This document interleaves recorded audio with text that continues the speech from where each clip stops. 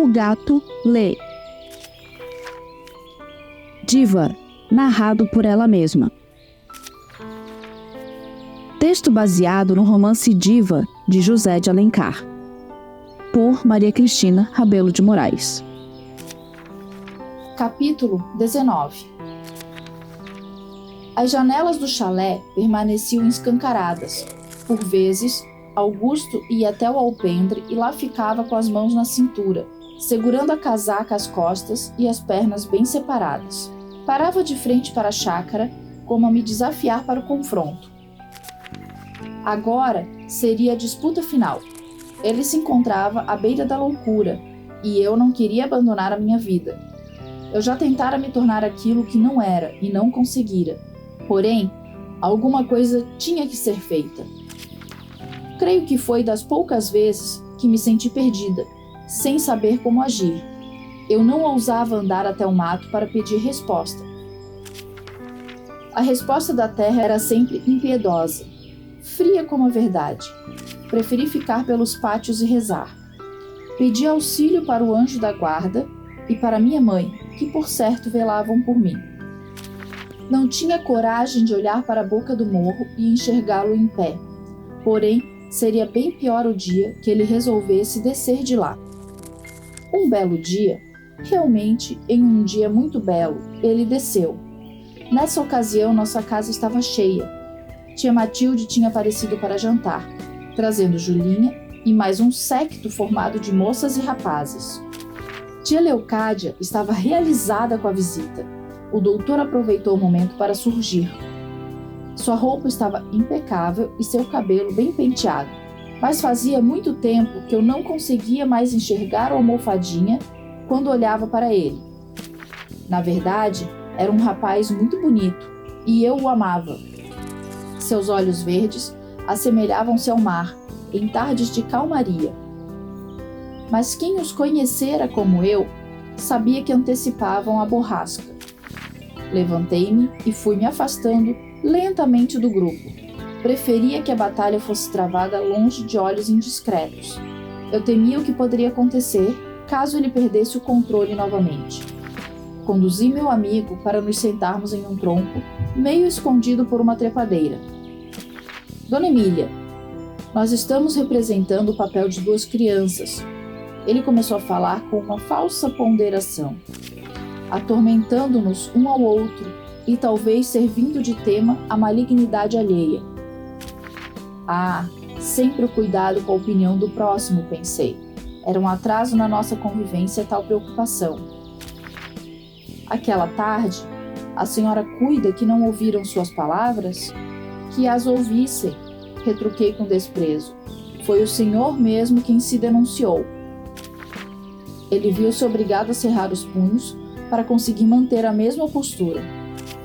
Já lhe disse e repito, Dona Emília, eu não amo a senhora, nunca amei. Mentiu-me então? Perguntei dando trelas àquele jogo de menino. Menti, confesso. Respondeu-me muito sério. Creio antes que mente agora. A mentira é mãe do insulto, disse-lhe tentando trazê-lo para a realidade. Desculpemo-nos mutuamente, Dona Emília. Ambos erramos, e para que estas cenas não se repitam, eu quero ser franco. A senhora me fez uma vez, há tempo, sua confissão. Quer ouvir a minha? Fale, disse-lhe e me preparei para ouvir o discurso que provavelmente ele vinha ensaiando por toda a semana. Eu não sou inteiramente pobre, mas também não sou rico, e tenho acima de tudo a ambição do dinheiro. Ah! Não consegui deixar de exclamar. Novamente o dinheiro, pensei. Sempre que o mancebo pretendia ofender-me, agarrava-se à maldita fortuna. Porque ele considerava que a diva iria agastar-se tanto, quando na verdade era uma lisonja que lhe falassem dos bens? As divas não se importavam que as apregoem, somente a Emília. Foi então que tudo se esclareceu em minha mente.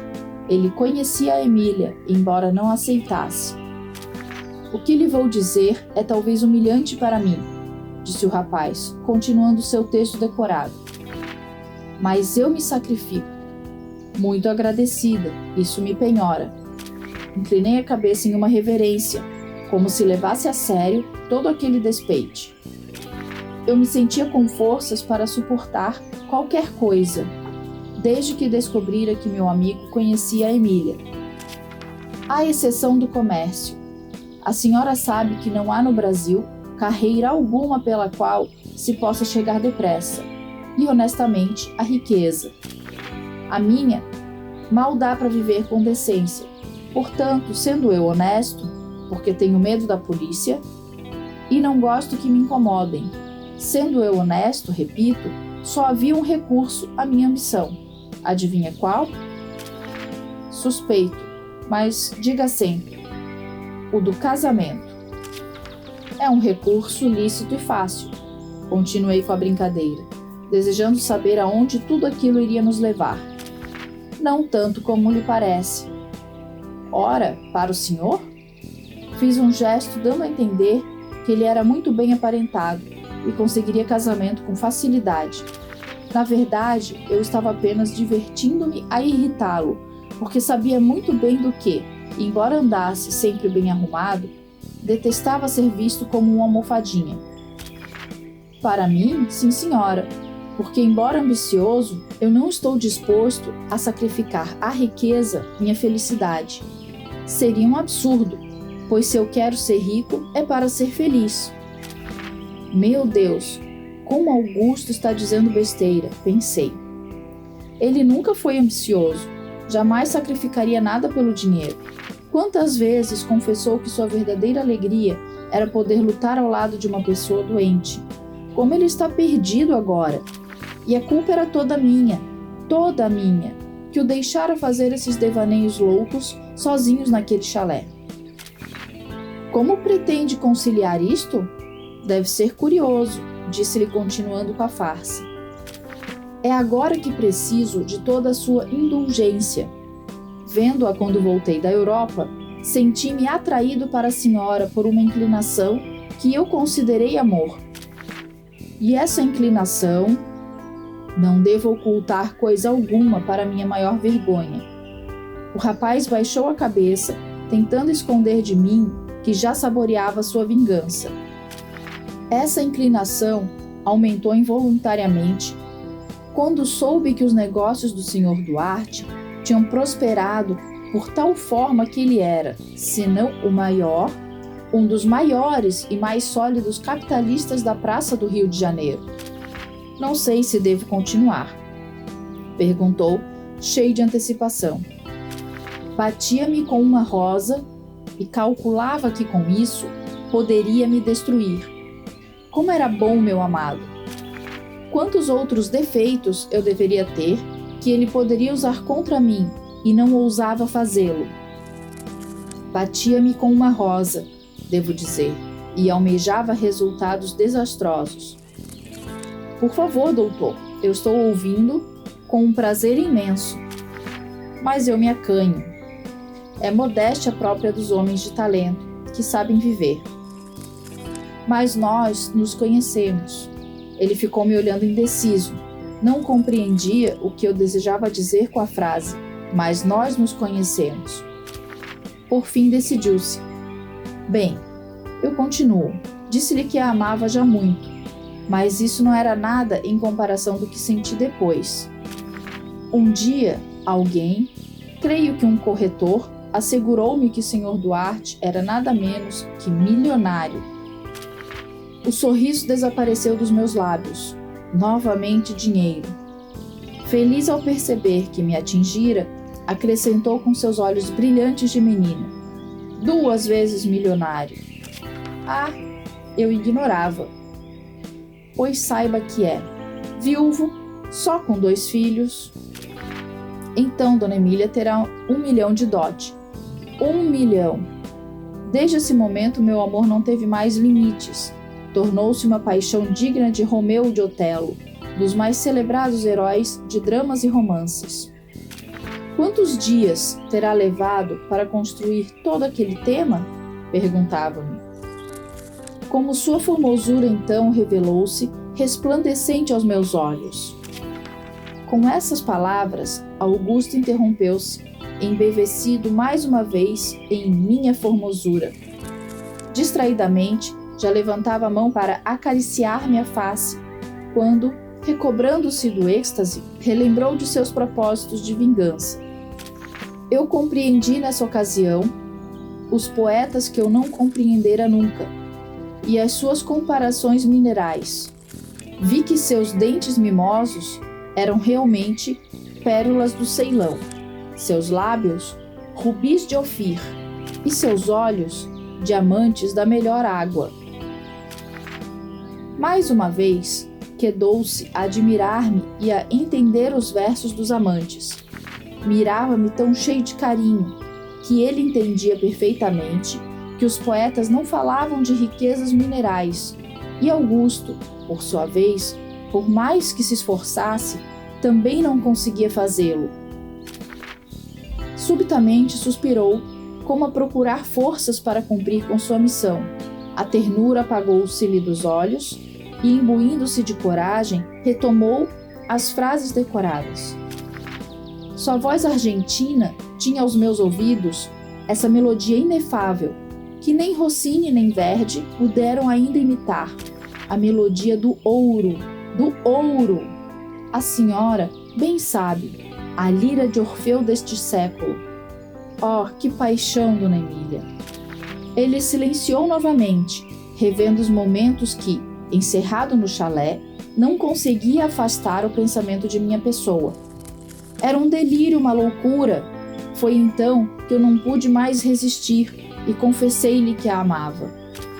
Confessava-o novamente, pensei.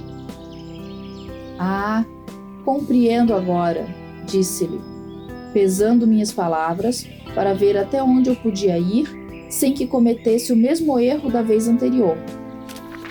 Contudo, ele me parecia bastante calmo após o discurso.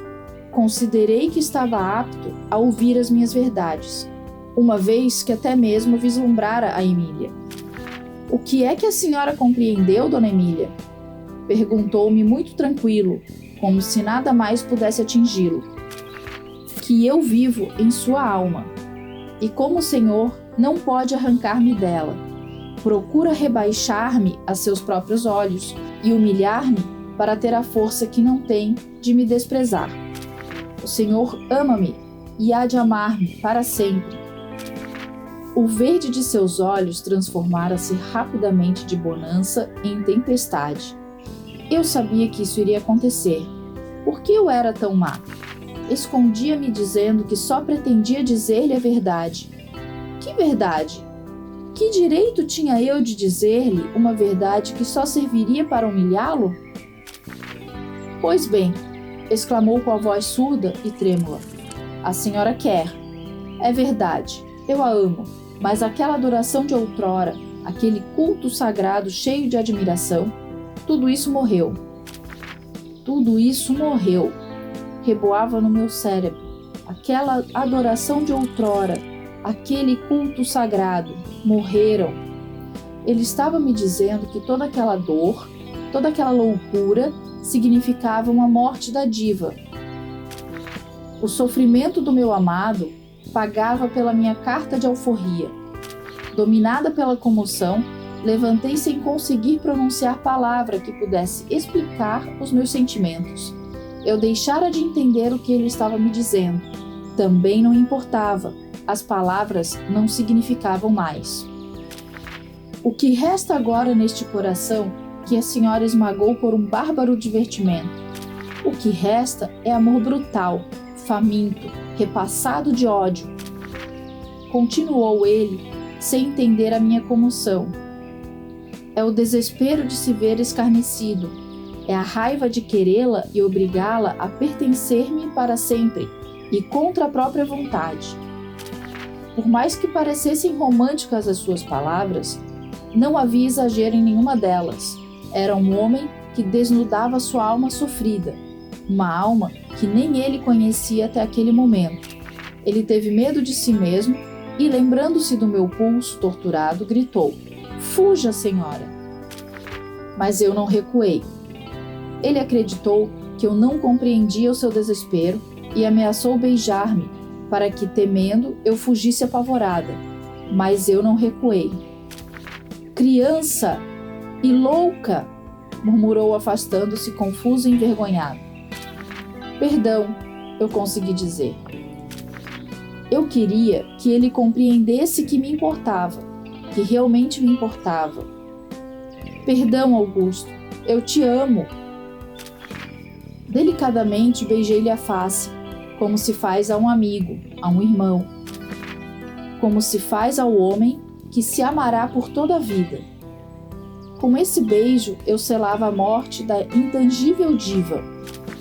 Ele fechara os olhos e, quando os abriu, correu espavorido, fugindo como um fantasma à visão da morte de sua deusa.